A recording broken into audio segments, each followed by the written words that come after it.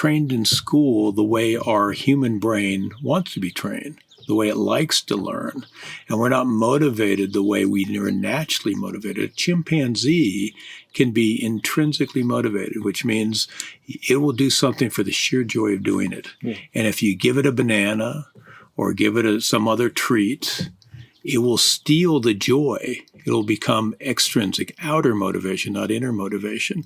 And all of a sudden, it starts doing it for the reward, and it loses its creativity, oddly enough. It loses its motivation. You got to keep giving it more bananas or whatever it is. You got to give that sales staff more bonuses or whatever it is. Yeah. And they'll only do it as long as they're getting more and more and more over time. Right. If you stop doing that, they're done. Yeah. Whereas people who are doing something out of an innate love, caring for disabled children or throwing colored mud on a canvas, whatever it is, that if you attach reward and punishment, basically, which is exactly what we do in business, in our political and our judicial system, and in our school system.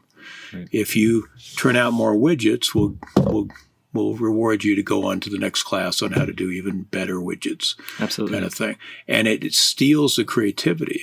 Yeah. And we're cramming for the test, so we only hold just a fraction. If you're a genius and you're particularly engaged in our conversation, you'll remember about 15% of what was said here. Yeah.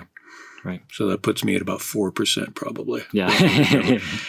The rest is gone. Yeah. But we artists, we've got to get control of that information, all the information that we want for our particular genre about the face, the eyes, the pupils, all that kind of stuff, so that we can do creative connections. Creative connections is taking something that you've just learned for the most part and something you already know and go, oh, those things go together. Yeah. The ball that I bounced as a child could be the foundation of the structure of the whole eye. Yeah. That thing called matter and that thing called energy that everybody thinks is completely separate are actually connected, and in fact the same thing at the right time and the right speed. Yeah. That's a physics idea. It's also a spiritual idea. It's also an emotional idea. Yeah. I want to be this separate thing that's valued for my separateness and yet connected to this greater community called artist, family, Republican Party, Christian fundamentalism, whatever it is. Yeah. And I celebrate all that stuff. Yeah. And yet keep their own individuality. Now, where in life does that really happen very much, especially in social media where we're more social than we've ever been and yet more lonely, more depressed, more suicidal than we've ever been, more quick to self-harm if we're ostracized from a group of people we've never even seen. We've just texted to. Right. There's this dysfunction of connection right now that's doing a lot of damage. Right. And spiritual traditions, some of the old wisdom traditions, and art traditions, if the artists know what they have some say in the healing of that potentially. Yeah.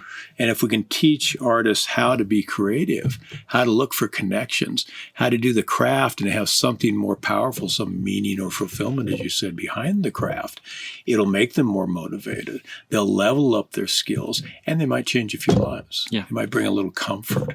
They might find purpose in themselves. And purpose is just curiosity and passion turned outward. Yeah. Boy, I'm curious about how you would draw this thing. Wow, there's more to that than I thought. I'm getting passionate about that idea. This has done a lot for me. I want to share it with the world. Yeah. And all of a sudden, what was inward and comforting, motivating, intrinsically fulfilling, sometimes we choose to share it with the world. Right. And it can do a lot of good.